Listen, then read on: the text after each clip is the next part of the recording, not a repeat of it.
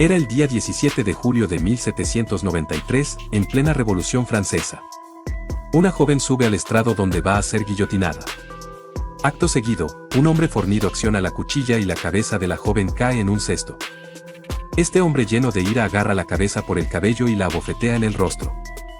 Tal era la pasión que provocaba esta mujer que tuvo que ser custodiada para que la turba de personas que apoyaban a la facción jacobina no le dieran muerte en el acto. Había cometido un crimen horrendo, imperdonable para los más radicales revolucionarios.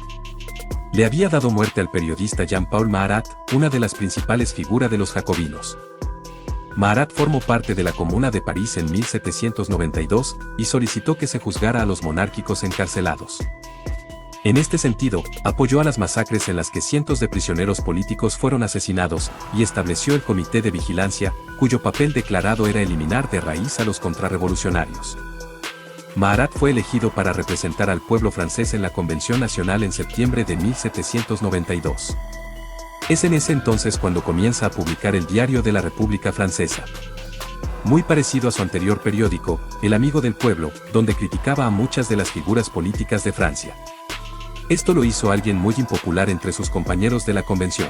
Su posición era moderada en algunos aspectos. Por ejemplo, su postura durante el juicio del rey Luis XVI, cuando declaró que era injusto acusar al monarca de cualquier cosa anterior a su aceptación de la Constitución. No obstante, solicitó implacablemente la ejecución del rey por el bien del pueblo. Este abogado periodista luchó enérgicamente contra los girondinos moderados, asegurando que eran enemigos encubiertos de la República, e incitó a sus seguidores a una violenta confrontación con ellos. No obstante, los girondinos ganaron y la convención ordenó que Marat fuera juzgado ante un tribunal revolucionario. Sin embargo, Marat fue absuelto y devuelto a la convención con un renovado apoyo popular. Posteriormente, los girondinos caen en desgracia y esto se convirtió en uno de los últimos logros de Marat. El sector de los jacobinos da un golpe de estado. La alianza de los jacobinos con los sans-culottes se convirtió de hecho en el centro del gobierno. Estos eran los grupos más radicales que criticaban a los girondinos de no haber radicalizado sus políticas. Bajo el gobierno jacobino se redactó en 1793 una nueva Declaración de los Derechos del Hombre y del Ciudadano, y una nueva constitución de tipo democrático que reconocía el sufragio universal.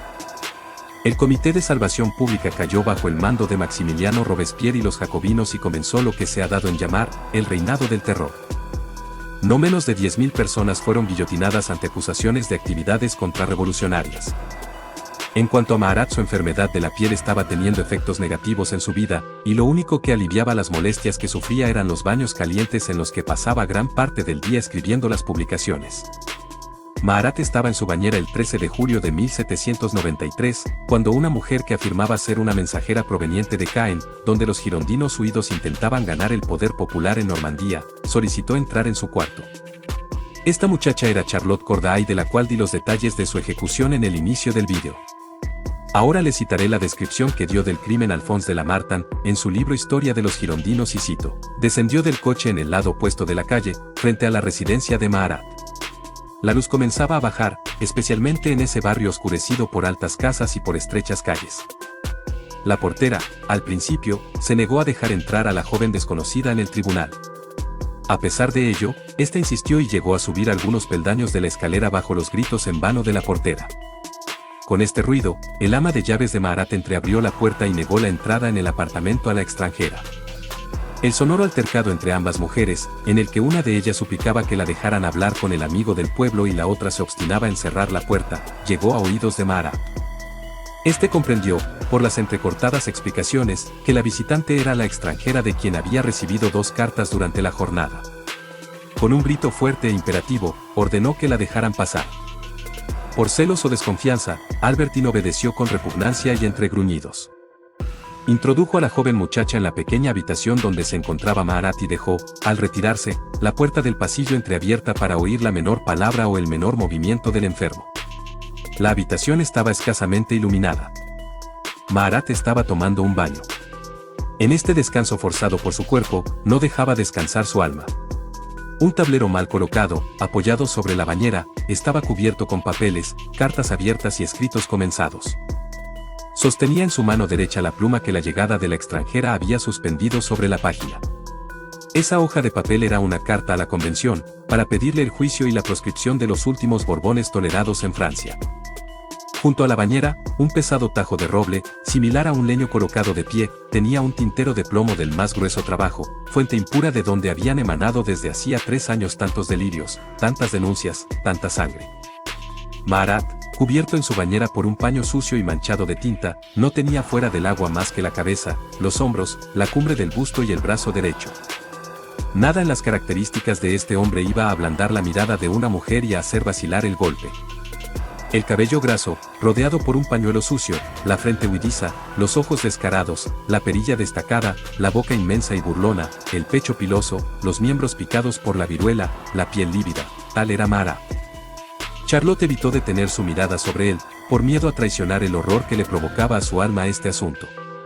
De pie, bajando los ojos, las manos pendientes ante la bañera, esperó a que Marat la interrogase sobre la situación en Normandía. Ella respondió brevemente, dando a sus respuestas el sentido y el color susceptibles de halagar las presuntas disposiciones del demagogo. Él le pidió a continuación los nombres de los diputados refugiados en Caen. Ella se los dictó. Él los escribió. Luego, cuando había terminado de escribir esos nombres, dijo, «Está bien», dicho con el tono de un hombre seguro de su venganza, «en menos de 8 días irán todos a la guillotina». Con estas palabras, como si el alma de Charlotte hubiera estado esperando un último delito para convencerse de dar el golpe, tomó de su seno un cuchillo y lo hundió hasta el mango con fuerza sobrenatural en el corazón de Marat. Charlotte retiró con el mismo movimiento el cuchillo ensangrentado del cuerpo de la víctima, y dejó que cayera a sus pies. Fin de la cita. Charlotte Corday fue detenida y protegida de la furia del pueblo. Fue transportada a la prisión más cercana a la residencia de Marat, para indagación e interrogatorio. En este momento se descubre, bajo sus prendas de vestir, una hoja de papel doblada en 8 partes en la que había sido escrito: dirigido a los franceses amigos de las leyes y de la paz. ¿Hasta cuándo, malditos franceses, os deleitaréis en los problemas y las divisiones? Ya bastante y durante mucho tiempo los facciosos y bribones han puesto su propia ambición en el lugar del interés general. ¿Por qué, víctimas de su furor, os habéis destruido a vosotros mismos, para establecer el deseo de su tiranía sobre las ruinas de Francia? Las facciones estallan por todas partes, la montaña triunfa por el crimen y la opresión. Algunos monstruos regados con nuestra sangre conducen estas detestables conspiraciones. Trabajamos en nuestra propia perdición con más celo y energía que el que hemos empeñado jamás para conquistar la libertad. Oh franceses, un poco más de tiempo y no quedará de vosotros más que el recuerdo de vuestra existencia. Fin de la cita. Los jacobinos habían acusado a esta joven de tener amantes y haber actuado por amor a un hombre. A su cuerpo se le realizó una autopsia, la cual confirmó su virginidad, para decepción de sus detractores. Todo sobre historia y cultura universal. Lo invito a suscribirse al canal y a compartir los vídeos. Muchas gracias.